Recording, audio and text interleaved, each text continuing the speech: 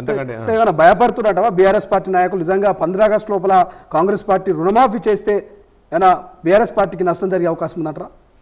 BRS పార్టీకి నష్టం జరిగిన నష్టం ఆల్రెడీ అయిపోయింది. కారు ఆయన గరాజు ఉందని చెప్తుండు మన కేటీఆర్ ఎక్కడో మీ దానిలో ఎక్కడ చూసినా ఇంటర్వ్యూలో ఆర్టీవీలో ఎక్కడ చూసినా కారు గరాజు ఉందని చెప్తున్నాడు. కారు గరాజు పోలే, కారు ఇనుప సామాన్ కూడా మనకి రాకుండా పోయింది. ఆ స్టిఫినీ పోయింది, వెనక పయ్యలు కాదు అన్ని మొత్తం టోటల్ పోయినాయి. ఇక రిపేర్ అనేది లేదు, కారు మళ్ళీ వాపస్ రాదు. ఇవాళ పబ్లిక్ రైతులు మిమ్మల్ని నమ్మతలేరు. మీరు ఎన్ని చెప్పినా కానీ 10 సంవత్సరాలు చూపించిండ్రు. మొత్తం ఆ కోడిని పెట్టి ఆశ చూపించి ఆ సినిమాలు చూపించినట్టు చూపించిండ్రు, ఆశ చూపించిండ్రు. మిత్తిలకు కూడా రాలే.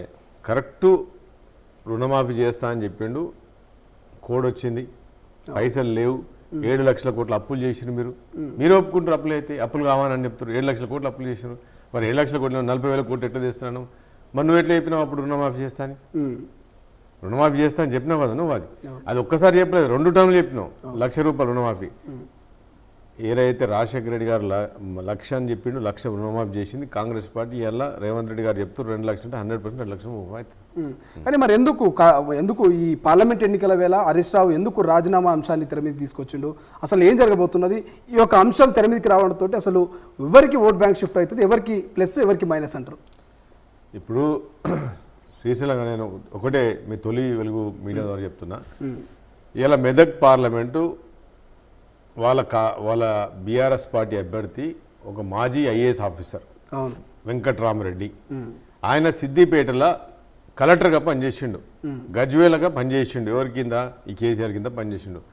ఆ రోజు ఇదే రైతులు ఇప్పుడు ఏదైతే మెదక్ పార్లమెంట్ అని నిలబడతా అంటుండో, ఇదే 7 నియోజకవర్గాల్లో సిద్దిపేట ఉంది, గజ్వేల్ ఉన్నది.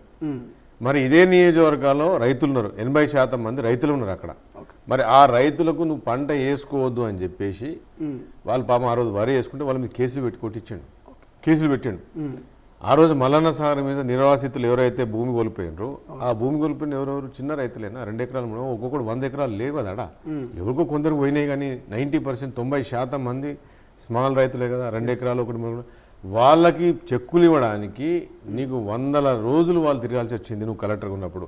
బట్ ఇదే రైతులను ఎవరైతే నువ్వు పోలీస్ కేసులు పెట్టించినావో అదే రైతులను ఇవాళ నువ్వు ఒక ఎంపీ అభ్యర్థిగా వచ్చి అదే మెదక్ పార్లమెంట్ నుంచి ఏమంటున్నావు? నువ్వు నన్ను గెలిపించు అంటున్నావు. ఎవరు గెలిపియాలి? అది రైతులే గెలిపియాలా. మరి ఇవాళ మేము అడుగుతున్నాము, రైతులు నిన్ను ఎందుకు గెలిపియాలా? నువ్వు అభ్యర్థికి ఇచ్చేటప్పుడు కూడా నువ్వు ఏదైతే ఆఫీసర్తో ఆ రోజు వాడుకున్నావో అదే ఆఫీసర్ని తీసుకొచ్చి ఈరోజు రాజకీయ నాయకుని చేసినావు. కేసీఆర్ను నేను హరీష్ రావుని అడుగుతున్నా, హరీష్ రావు నీకు ఇవాళ సిద్దిపేటలో కూడా రైతుల మీద తిరగబడతారు. ఇదే సిద్దిపేట కలెక్టర్ ఆ రోజు వాళ్ళని ఇబ్బంది పెట్టిండు. ఇదే సిద్దిపేట కలెక్టర్ను అత్యధిక మెజార్టీతో గెలిపించని నువ్వు ఇన్ఛార్జిగా తీసుకొని మీ మామనికి ఇచ్చిండు, నువ్వు ఆగమవుతున్నావు. నాకు దీన్ని బట్టి అర్థమేమవుతుందంటే హరీష్ రావు 100% నువ్వు బీజేపీ సపోర్ట్ చేస్తున్నావు. రేపు మాపో నువ్వు బీజేపీలో పోబోతున్నావు. నీకు అర్థమైపోయింది. నీకు అధికారం అనుభవించినావు, 6 సార్లు ఎమ్మెల్యే అని చెప్పినావు, 10 సార్లు మినిస్టర్ అని చెప్పినావు. నీకు డైజెస్ట్ అవుతలేదు, నీకు అరుగుతలేదు, నీకు మైండ్ ఖరాబ్ అయిపోయింది. నువ్వు 100% బీజేపీలో పోతున్నావు. అంటే ఇప్పుడు బీజేపీ గెలుపు కోసము హరీష్ రావు ప్రయత్నాలు చేస్తున్నాను అనుకోవాలా అయితే మీ స్టేట్మెంట్ తోటి?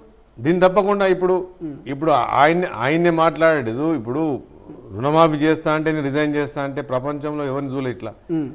ప్రపంచంలో ఇట్లాంటి మెంటల్ కేసు నేనైతే చూడలేదు. ఎందుకంటే అరే ఎంత ఘోరం అంటే చేస్తంటే చేయనీయమని అనాలా, చేయనీయండి చూస్తాము. మరి 4వ నెలలో ఒక ప్రతిపక్షం ఉన్నాడు, ప్రతిపక్ష హోదా 39 సీట్లు ఎన్నో ఇచ్చారు కదా, మీకు సీట్లు ఇచ్చారు ఎమ్మెల్యేలకు ఇచ్చినప్పుడు మరి మీ బాధ్యత ఉన్నది కదా. బాధ్యత ఉన్నప్పుడు కరెక్ట్ అండి చేయండి, చేయని రోజు మేము ఆయన డేట్ కూడా చెప్తున్నాడు కదా. నాకు విచిత్రం ఏమనిపిస్తుంది అంటే ఆ డేట్ను కూడా నువ్వు ఎందుకు తొందరపడుతున్నావు? మరి డేట్ ఏదో 4 సంవత్సరాలు డేట్ చెప్తలేడు కదా. ఎలక్షన్ 2024 ఎలక్షన్లు అయితే 2029 2030లో 31 అని అంటలేడు ఆయన. ఆయన ఏమంటుండు 2024 ఆగస్టు 15 అంటుండు. మరి నీకేమో డౌట్ ఉంటే మరి 2024 2030 నువ్వు doubt పడుతున్నామో. 2024 Harish Rao, 2024 August 15. So కనుక నువ్వు రిజైన్ అనేది ఎవరు నమ్ముతున్నాడు. నువ్వేం చేస్తున్నావు అంటే ఇండైరెక్ట్గా నువ్వు బీజేపీకి హెల్ప్ చేస్తున్నావు. బీజేపీలో పోవడానికి రంగాన్ని సిద్ధం చేసుకున్నావు. మామను మీ బామ్మడిని వదిలేసిపోతున్నావు అని నాకు అర్థమవుతుంది. ఓకే, ఇంకోటి మదన్ మోహన్ రావు గారు ప్రధానంగా మాజీ ముఖ్యమంత్రి కేసీఆర్ అంటున్నారు, ప్రస్తుత ముఖ్యమంత్రి రేవంత్ రెడ్డి అంటున్నారు. 20-25 మంది మాకు టచ్లో ఉన్నారంటేమో మీ పార్టీ నాయకులు అంటున్నారు. 20 మంది 25 మంది టచ్లో ఉన్నారంటేమో మాజీ ముఖ్యమంత్రి కేసీఆర్ అంటున్నారు. అసలు ఎవరికి టచ్లో ఉన్నారు? అసలు పార్లమెంట్ ఎన్నికల తర్వాత మీ ప్రభుత్వం ఉంటుందా ఊడుతుందా?